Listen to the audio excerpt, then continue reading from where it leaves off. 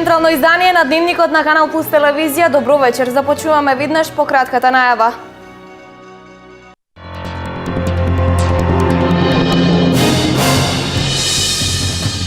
Источниот регион се уште не може да се пофали дека има развиена иновацијска култура. Изработена е стратегија за иновации како основ за реализација на секоја иновативна идеја.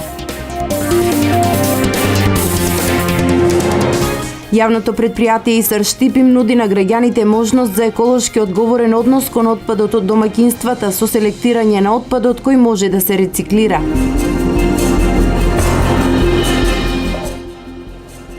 Само со широка институционална соработка може да се реши проблемот со децата питачи. Во Кочани дава резултат проектот на полицијата, општината и Центарот за социјални работи.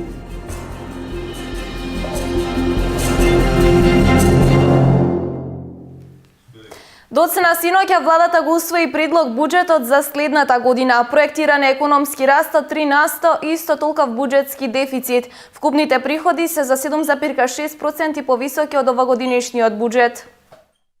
Владата на Република Македонија го донесе предлог буџетот за 2017 година. Предлог буџетот за наредната година е развоен со рекордно ниво на капитални инвестиции, повисоки за дури 20% во споредба со оваа година. Истакна министерот за финансии Кирил Миновски, кој на јавноста и ги соопшти деталите за новиот буџет. Вкупните приходи на консолидираниот буџет за 2017 година се планираат на ниво од 187,6 милиарди денари, што е за 7,6% повеќе во однос на 2016 година. Вкупните даночни приходи се очекува да забележат раст од 9,5% во однос на 2016 година, од кои персоналниот данок треба да оствари раст од 9,3%, данокот на добивка од 16,1%, ДДВ раст од 10%, акцизата за 12,7% и царината за 2,5% во однос на 2016 година. Вкупните расходи се планирани на ниво од 206,22 милиарди денари, или за 4,5% повеќе во однос на годинава. Од нив за тековни расходи се планирани 179,26 милиарди денари, или раст од 2,4% во однос на 2016 година. Министерството за одбрана го објави конкурсот за пополнување на 25 работни места во армијата на Република Македонија од специфични дејности. На конкурсот се бараат лица кои имаат завршено најмалку додипломски студии, кои по завршувањето на стручното оспособување и усовршување, така наречено офицерски курс со време траење од 6 месеци, веднаш ќе бидат произведени во чин поручник и ќе добијат постојано вработување во Министерството за одбрана, односно АРМ. Се бараат едно лице за интендантска служба, едно лице за метеоролошка служба, 9 доктори по општа медицина, 12 лица за техничка служба и тоа 7 дипломирани машински инженери, 3 дипломирани електроинженери, 2 дипломирани инженери по информатичка технологија, како и 2 лица за финансиска служба. Министерството за одбрана во пишаното соопштение ги повикува сите лица не постари од 28 годишна возраст кои ги исполнуваат условите на конкурсот да се пријават и да искористат можноста да бидат поручници во армијата на Република Македонија. Крајниот рок за пријавување е 1.10.2016 година.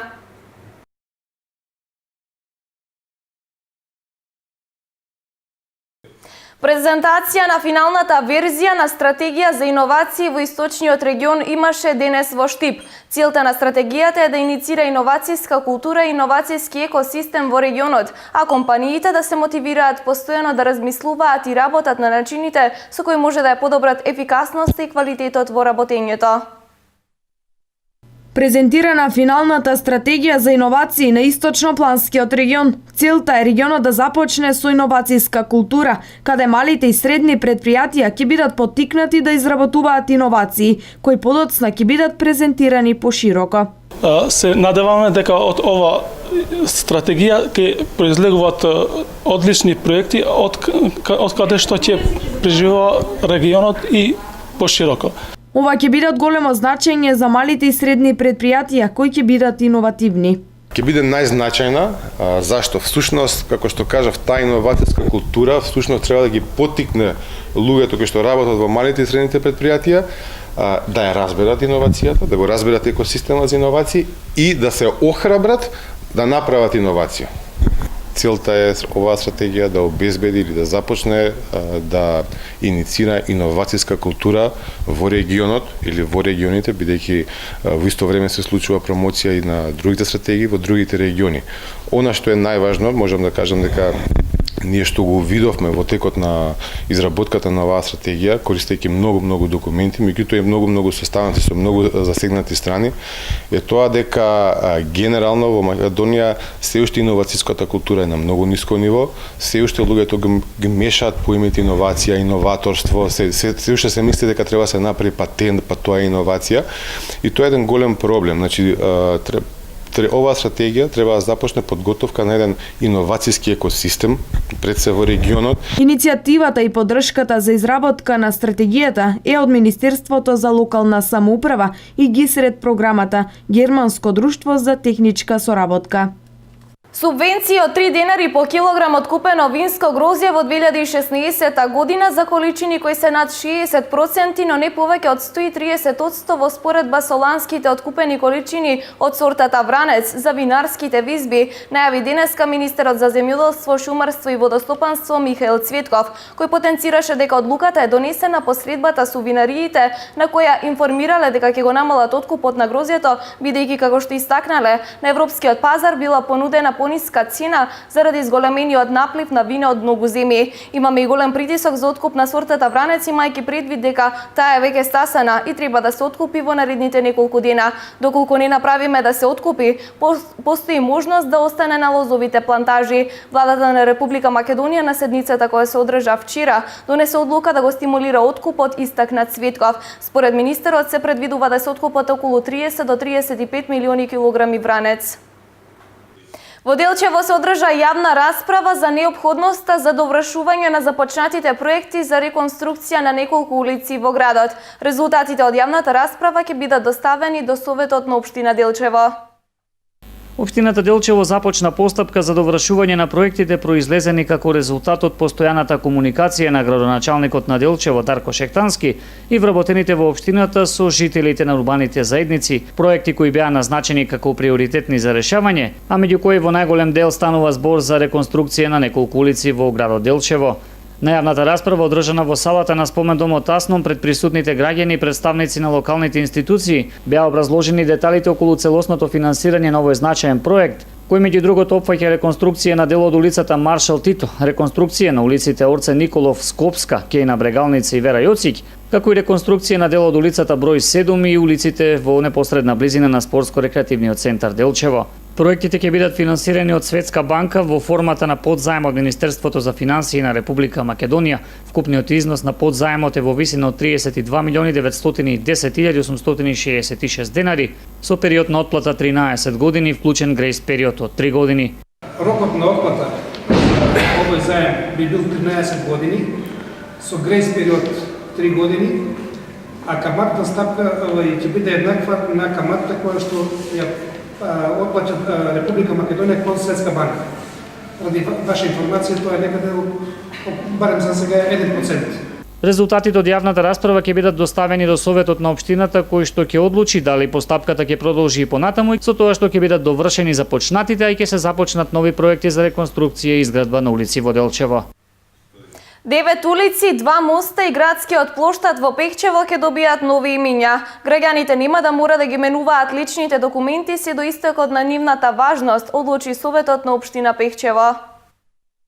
9 улици, 2 моста и градскиот плоштад во општина Пехчево ќе добијат нови имиња. Така улицата ЈНА ќе го добие името Арама. Улицата Велко Влаховиќ сега ќе го носи името Македонија. 29 ноември ќе биде преименувана во Кадиица и така натаму. Двата моста во Пехчево ќе ги носат имињата Свети Кирил и Методи и 8 септември. Оваа одлука ја донесе Советот на општина Пехчево, согласно Законот за определување на имиња на улици, мостови и други инфраструктурни проекти. За да се избегнат погрешни толкувања или недоумици кај граѓаните, градоначалникот на општина Пехчево Игор Поповски ги известува своите граѓани дека без оглед на евентуалната промена на имињата на улиците, сите оние граѓани кои што имаат важечки биометриски лични карти нема да мора да ги променат до истекувањето на нивната важност. Така нема да се оптеретуваат со дополнителни финансиски трошоци. Сакам да ги информирам граѓаните дека пред некое време добивме одлука на влада, тоа е во постапка, така оди постапката, претходно со одлука на совет, за промена на улиците во општината. Имаше недоразбирање во тој поглед, кај некои граѓани се појави револт за тоа што требало да се променат документите. Би сакал да ги информирам граѓаните дека не треба да се променат документите, додека си именивната важност си важат и старите имиња и нема потреба да пред време ги променуваат документите. Ако имаат проблем во вадење на било каква документација, со потврда од нас од општината, која секако е бесплатна за граѓаните, може да ја добијат и да си ги извадат потребните документи. И ценам дека нема потреба тука да се прави аларм околу тоа, затоа што сепак постапката ни беше спроведена прво преку совет, па имаше и јавен повик за предлог имиња, така да мислам дека нема потреба некој да ни прави дополнителни реакции и плюс секако граѓаните не се финансиски оптеретени. За сите пак правни субјекти запишани во Трговскиот регистер и регистерот на други правни лица во Централниот регистер на Република Македонија, потребно е да извршат промена на адресните податоци со поднесување на пријава за упис на промена на адресните податоци. 500 канти за отпад пушти на продажба јавното предпријатие Исер во Штип. Освен за комунален отпад, граѓаните може да се снабдат и со канти за отпад кој може да се рециклира. Се подига јавната свест на штипјани за потребата од рециклирање на отпадот. Нови 500 канти за домаќинства набави Штипски Исер. Освен за органски отпад, овој пат јавното предпријатие набави канти за отпад кој се рециклира. На овој начин предпријатието сака да ја подигне свеста кај граѓаните да го селектираат отпадот, а со тоа и грижата за чиста околина. Контейнерите се набавени во две бои, односно зелена и жолта, по цена од 1900 денари двете канти, ќе се отплаќаат на 12 месечни рати на сметката за вода на граѓаните. Целта за определбата на две бои е тоа што во зелената боја ќе се фрла органскиот отпад, во жолтата боја ќе се фрла другиот отпад кој што може да се употреби и затоа граѓаните може да добијат пари. Значи во жолтите канти ќе може да го фрлат, да ја фрлат пластиката, да го фрлат лимот, да фрлат сето она што може да и биде доходовно. Освен граѓаните, канти за комунален и селектиран отпад може да набават и фирмите. Селектираниот отпад јавното предпријатие ќе го преработува во сопствената фабрика. Целата инвестиција за кантите изнесува 1 милион денари и жолтите канти значи ќе се употребуваат за селектиран отпад и за тоа граѓаните ќе добиваат надомест од јавното предпријатие Исер. Селектираниот отпад ќе се преработува во фабриката за селектирање на отпад. На почетокот на годината јавното предпријатие Исер набави 100 континери со зафатнина од 1,1 кубни метри кои беа поставени на места каде имаше стари дотраени континери во вредност од над 700.000 денари. Набавка на нови контейнери јавното предпријатие планира за идната година. Центарот за социјални работи во Кочани работи на намалување на бројката на децата кои питачат. Проектот е во соработка со полицијата и локалната самоуправа на Кочани. До сега неколку деца од улица се пратени во училишните клупи, а се разговара и со нивните родители со цел да не дојде до мерката од земање на родителското право. И Кочани не е поштеден од проблемот со децата на улица кои питачат. Деца по 10 години наместо во училишните клупи, денот го поминуваат во просење. Според новите законски мерки од ресорното министерство кои што стапија во сила во 2014 година, доколку родителот не постапи по укажувањата на Центарот за социјални работи и повторно го наведува детето на питање, тогаш се покренува постапка за одземање на родителското право пред надлежен суд и ќе му биде поднесена кривична пријава. Директорката на Кочанскиот центар за социјални работи Весна Даневска вели дека откако стапи во сила новиот закон, таков случај со одземање на детето од родителот во Кочани немало, а не е ниту многу изразен проблемот со наведувањето на детето на питање, бидејќи децата сами излегуваат на улица и питачат. Центарот за социјални работи од Кочани на проблемот со бирање и регистрирање на децата кои питачат по кочанските улици и намалување на нивниот број работи уште пред да излезат новите построги законски мерки од страна на Министерството за труд и социјална политика, вели директорката на Центарот Даневска. Но при реализирање на проектот се соочуваат со проблем. Се додека има луѓе кои им даваат пари, децата питачи ки ги има. Проектот на кој работи Кочанскиот центар за социјални работи е во соработка со полицијата и локалната самоуправа на Кочани. До сега неколку деца од улица се пратени во училишните клупи, а се разговара и со нивните родители со цел да не дојде до таквата мерка одземање на родителското право. Бројката на децата питачи видливо е намалена, вели Даневска, и додава дека доволен е фактот што тие знаат дека инспекторите работат на терен и дека можат да бидат затечени на улица. Инаку, според новите измени во Законот за семејство, ќе следуваат поригорозни санкции за родителите кои ќе ги пуштат своите деца да питачат. Новиот закон предвидува задолжителни лекарски прегледи, надзор и совети за родителство, времено одземање на детето од родителот, покренување постапка за одземање на родителско право и кривична пријава за злоупотреба и занемарување на родителското право. Библијата раскажана низ ликовите преточени во уметнички дела на авторот Новица Трајковски. Во Виница отворена изложбата од циклусот Од очите на ангелот. И уметноста во борба со изопачените вредности во општеството, пораки за мир и хармонија зрачат од сите дела на уметникот Новица Трајковски, кој во Виница вчера го промовираше својот авторски циклус Од очите на ангелот. Тој циклус е малце постар, но овој циклус е малце поопширен од претходните. Од очите на ангелот, затоа што не гледат ангелски очи. Иначе тоа се нашите светители или старозаветни пророци, што ги имаме ние во нашата свест и подсвест. Сето тоа е создадено од божествената љубов и ние самите сме неговите ангели. И затоа го нареков циклусот Од очите на ангелот. Кога ќе влезете да ја видите ова галерија на овие ликови, имате чувство дека и навистина ви гледа очи на ангел. Не обременети со материјална футурологија се, не обременети со божествената љубов. Да се почувствувате и вие како дел од таа божествената љубов. Низ 33 дела на кои се насликани 33 ликови од Стариот и Новиот Завет е раскажана Библијата. Пораката е целото човештво во еден здив, да ја искаже божествената љубов.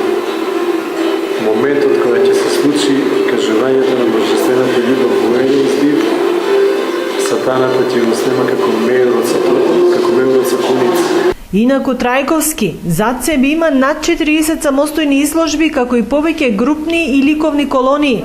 Изложбата во Виница е отворена со подршка на Домот на културата Тошо Арсов, а виничани можат да ја разгледат во наредните неколку дена. СВР Штип поднесе кривична пријава против 54-годишниот Д.И. Штип, директор на медицинскиот училишен центар Јане Сандански, поради постоење основи на сомнение за сторено кривично дело, злоупотреба на службена положба и овластување. Пријавениот во периодот од 2015 до 2016 година во својство на службено лице не презел мерки во рок од 30 дена, а најдоцна до една година од нарушеното владение да покрене соодветна постапка пред надлежен судски орган за заштита на недвижен имот дворно место во катастарска парцела, собственост на Република Македонија, чиј корисник е медицинското училиште.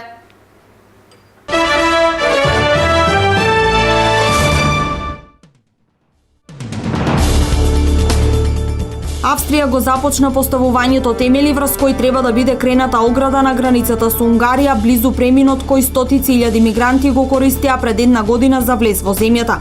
Подготовката започна вчера. Сепак се уште не е донесена одлука дали оградата ќе биде крената, соопшти портпарол на локалната полиција.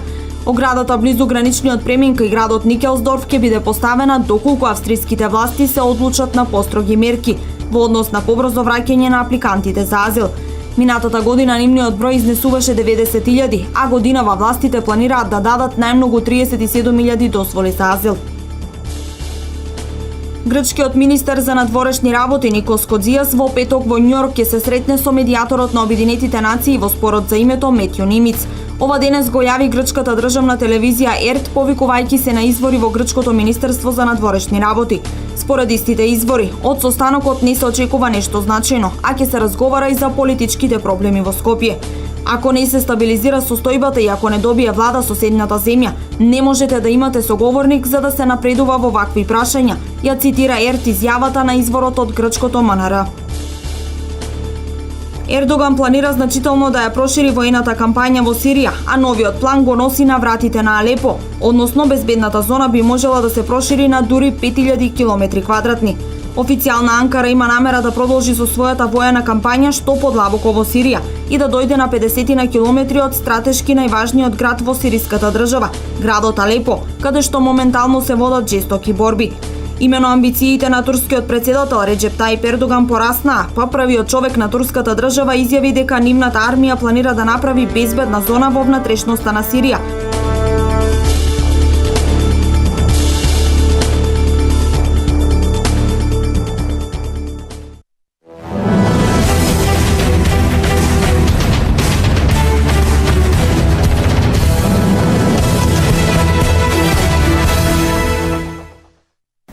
Македонскиот вундеркинд во светот на борешките вештини, 10-годишниот Кристијан Воденски, кој се натпреварува во неколку спортови во Германија, продолжува да реди успеси и да освојува нови медали. Во изминатите неколку дена тој учествуваше на два турнири. Најпрвен на турнирот во кикбокс за деца до 35 кг го освои златниот медал. Златен медал кој од посебна важност бидејќи со своите 26 кг тој победи врсници доста посилни од него. Второто одличие кое го освои младиот македонец е она во борење, каде со својата екипа Гейлбах успеа да се закити со златото, а воедно и на својата екипа да ја го донесе пехарот. Со овие успеси Кристијан уште еднаш покажа дека е голема звезда во светот на боречките вештини, талентиран спортист на кој треба да биде горд секој македонец.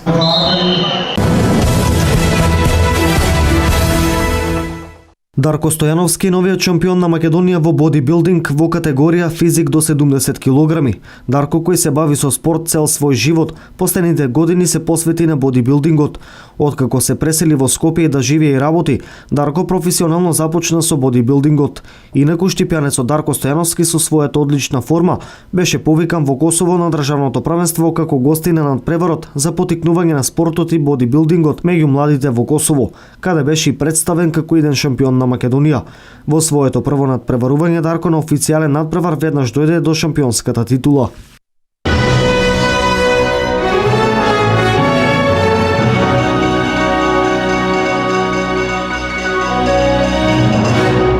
Ова беа сите содржини предвидени за централниот дневник на Канал Плюс телевизија. Довидување до 23 часот.